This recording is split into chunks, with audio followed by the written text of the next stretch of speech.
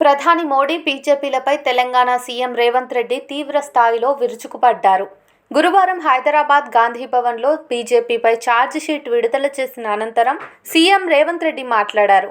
BJP double engine అంటే అంబానీ అదానీయే అన్నారు. ప్రతి ఏటా 2 కోట్ల ఉద్యోగాలు ఇస్తామని మోడీ హామీ ఇచ్చారని, హామీ ప్రకారం 10 ఏళ్లలో 20 కోట్ల ఉద్యోగాలు ఇవ్వాలి కదా అని ప్రశ్నించారు. కానీ బీజేపీ హయాంలో 7 లక్షల ఉద్యోగాలు మాత్రమే భర్తీ చేశారన్నారు. ఉద్యోగాలు ఇస్తామని చెప్పి మోడీ సర్కార్ మోసం చేసిందన్నారు. ప్రతి ఒక్కరి ఖాతాలో 15 లక్షలు వేస్తామని 15 పైసలు కూడా వేయలేదని సెటైర్లు వేశారు. అగ్గిపెట్టే అగరబత్తి మీద కూడా మోదీ ప్రభుత్వం జీఎస్టీ విధించిందన్నారు. 67 సంవత్సరాల్లో 14 మంది ప్రధానులు 55 లక్షల కోట్ల అప్పు చేస్తే ఈ 10 ఏళ్లలో మోడీ చేసిన అప్పు 113 లక్షల కోట్లు చేశారన్నారు. నయా భారతాన్ని అప్పుల ఊబిలోకి నెట్టారని మండిపడ్డారు. ఎల్ఐసి సహా ప్రతి ప్రభుత్వ సంస్థను కార్పొరేట్ కంపెనీలకు అమ్మేస్తున్నారన్నారు. 100 ఏళ్లలో ఎస్సీ, ఎస్టీ, ఓబీసీ రిజర్వేషన్లు రద్దు చేయాలనేదే ఆర్ఎస్ఎస్ విధానం అన్నారు. ఆర్ఎస్ఎస్ ఆవిర్భవించి 2025కు 100 సంవత్సరాలు అవుతుందన్నారు. అందుకే రిజర్వేషన్లు రద్దు చేసేందుకు మోడీ కుట్ర చేస్తున్నారని సీఎం రేవంత్ ఫైర్ అయ్యారు. బీజేపీ విధానం దేశంలో ఉన్న రిజర్వేషన్లు రద్దు చేయడమే అని రేవంత్ అన్నారు. ఆర్ఎస్ఎస్ విధానాలనే బీజేపీ అమలు చేస్తోందన్నారు. జనాభా దామాషా ప్రకారం రిజర్వేషన్లు పెంచుతామని కాంగ్రెస్ ప్రకటించింది. కాంగ్రెస్ అధికారంలోకి వచ్చి ఓబీసీ కులగణన చేపడితే రిజర్వేషన్లు 70 నుంచి 75% పెరిగే అవకాశం ఉందన్నారు. అందుకే ఈ రిజర్వేషన్లు రద్దు చేయాలనే కుట్ర జరుగుతోందన్నారు. బీజేపీకి వేసే ప్రతి ఓటు రిజర్వేషన్ల రద్దుకు వేసినట్లేనని రేవంత్ అన్నారు. బీజేపీకి ఓటు వేస్తే మీ హక్కును మీరు కాలరాసుకున్నట్లే అన్నారు. రిజర్వేషన్ల రద్దు కోసమే బీజేపీ 400 సీట్లు కావాలని అంటోందన్నారు. 2/3 మెజార్టీతో రిజర్వేషన్ల రద్దుకు బీజేపీ కుట్ర పన్నుతోందని రేవంత్ రెడ్డి సంచలన వ్యాఖ్యలు చేశారు. సామాన్యుడు బ్రతకలేని విధంగా నిత్యావసర వస్తువుల ధరలను విపరీతంగా పెంచిండ్రు. జీఎస్టీ పేరు మీద దోపిడీ చేయడమే కాకుండా చేనేత పరిశ్రమ నుంచి కుటీర పరిశ్రమల వరకు జీఎస్టీ పన్నులు విధించి దోపిడీకి పాల్పడుతుంది కేంద్ర ప్రభుత్వము. భక్తులము అని చెప్పుకునే భారతీయ జనతా పార్టీ చివరకు అగరబత్తీలను కూడా వదలేదు జీఎస్టీల నుంచి.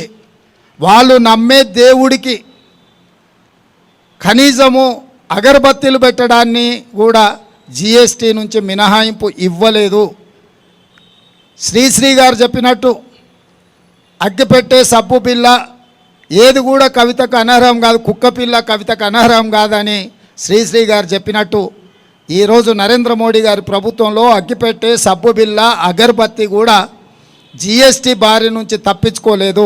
చివరికి చిన్నపిల్లలు రాసుకునే పెన్సిల్ రబ్బర్ మీద కూడా జీఎస్టీ పన్ను విధించి పేదలు చదువుకోని పరిస్థితులు ఈరోజు నరేంద్ర మోడీ గారి పరిపాలనలో కల్పించిండ్రు. ఇట్లా చెప్పుకుంటూ వెళ్తే ఈ ప్రభుత్వం యొక్క దోపిడీని ఎన్ని రోజులైనా చెప్పొచ్చు. ఇదే కాకుండా ఇంకొక ముఖ్యమైన అంశం నేను గుర్తు చేయదలుచుకున్నా. 1947 15 ఆగస్టు నుంచి 2014 వరకు దాదాపుగా 67 సంవత్సరాలు 14 మంది ప్రధానమంత్రులు చేసిన అప్పు 55 లక్షల కోట్లు.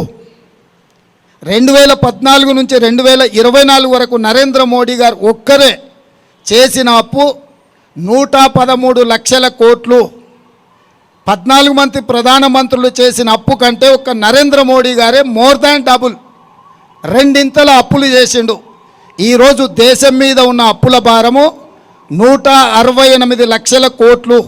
168 లక్షల కోట్లల్లో 55 లక్షల కోట్లు 14 మంది ప్రధానమంత్రులు అప్పు చేస్తే 67 సంవత్సరాలు నరేంద్ర మోడీ గారు డబుల్ ఇంజన్ సర్కార్ ఎంత వేగంగా పరిగెత్తుతుందంటే 10 సంవత్సరాలల్లో 113 లక్షల కోట్ల రూపాయల అప్పు తీసుకొచ్చి ఈరోజు అప్పుల ఊబిలో ఈ నయా భారతాన్ని మొత్తము తాకట్టు పెట్టినరు.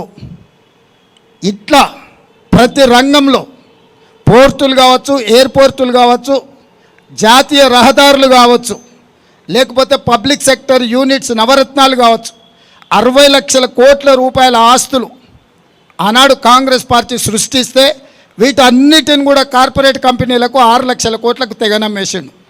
అది ఎల్ఐసి నుంచి మొదలు పెడితే ప్రతి సంస్థను 60 సంవత్సరాలు కష్టపడి కాంగ్రెస్ కూడబెట్టిన ఆస్తులను మొత్తాన్ని నరేంద్ర మోడీ గారు 10 సంవత్సరాలల్లో మొత్తానికి మొత్తం కార్పొరేట్ కంపెనీలకు అమ్మేసి డబుల్ ఇంజన్ అంటే అదానీ ప్రధాని డబుల్ ఇంజన్ లాగా ఈ దేశాన్ని పట్టి పీడించి ఈరోజు ఈ దేశాన్ని దోసుకున్నారు. ఇవన్నీ ఛార్జెస్ ఈరోజు భారతీయ జనతా పార్టీ మీద, నరేంద్ర మోడీ గారి మీద సూటిగా కాంగ్రెస్ పార్టీ ఆరోపణ చేస్తుంది.